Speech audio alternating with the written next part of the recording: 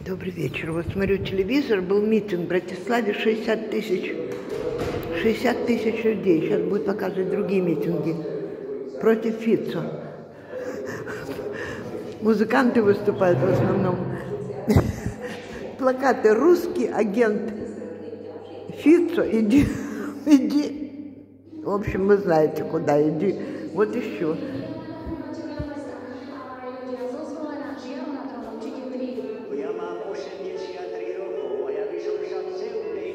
Koševce, по-моему.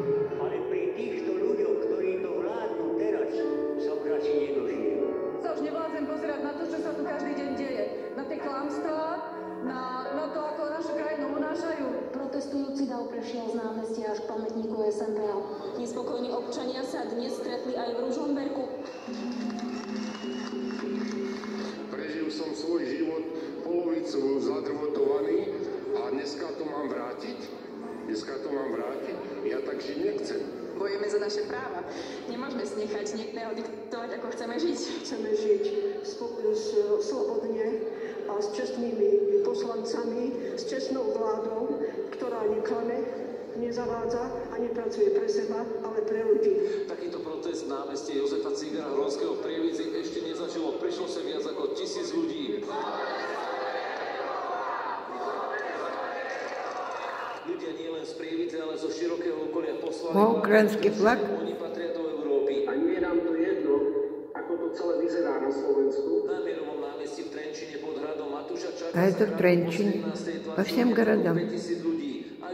Тут 5000 в Тренчине, а там 60 тысяч в Братиславе.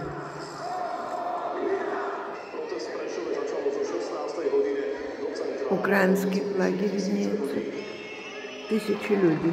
Myslím, že všetci vieme, prečo sme sa tu zišli. Ja si pamätám 68 najviac. Tie pocity sú veľmi podobné. Nikdy som si nemyslela, že v 89., keď som bola ešte veľmi mladá, bola som protestovať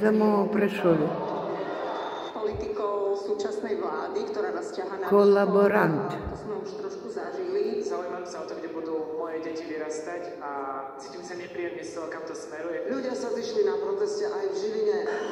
И в Жилине. Medzi rečníkmi sa objavil aj tunajší rodák, známy herec Juraj Šokot-Tabaček. Som sa snažil robiť politickú satíru a zistil som, že to nemá význam, pretože väčšiu srandu, ako robia oni, už nedokážu urobiť. Ako hovoria, že chcú vlastne byť súčasťou Európy, nechcú byť. Prinútime ostatných občanov rozmýšľať nad tým, čo sa deje. Menšiny by nemali trpiť a nemali byť strašiakom pre ľudí a vláda by nás nemala osočovať na základe toho, že sa boja, že prídu o moc. Pokračania sú v protestovaní veľmi vytrvalí. Na námestí svätého Egidia sa stretávajú už po 30. krát. Štátny prevrat. To som sa dozvedel, že to tu nesmiem robiť, takže štátny prevrat. Ideme niekam k Rusku, to teda nechci v žiadnym prípade. A vnitre sa ľudia stretli na pešej zóne. Sme sem prišli protestovať proti vláde, proti Ficovému správaniu, to je už neznesiteľné, sa hanbíme, aby sme zostali proste na strane Európskej únie, aby sme boli súčasťou Európskej únie. Nemôžeme už mlčať. Aj to dnes zaznelo z Humenského námestia Slobody. Gumensko. Že vidíme, čo robí súčasná vláda, vyvádzaná z Európy, z Európskej únie, z NATO. Pokonkuje sa diktátorom a totalitným režimom a toho sa nás bojíme. Trochu máme aj strach, akým smerom sa zdá sa uberáme. To je pre mňa proste bytostne dôležité sa vyjadriť takto aj. Mám dve dcery, ktoré už odišli zo Slovenska a ja mám čakám, С украинским флагом. Je 16:45, čas, kedy sa mal začať tzv. Antiprotest. No ako môžete vidieť, nikto sem neprišiel. Где-то не пришел.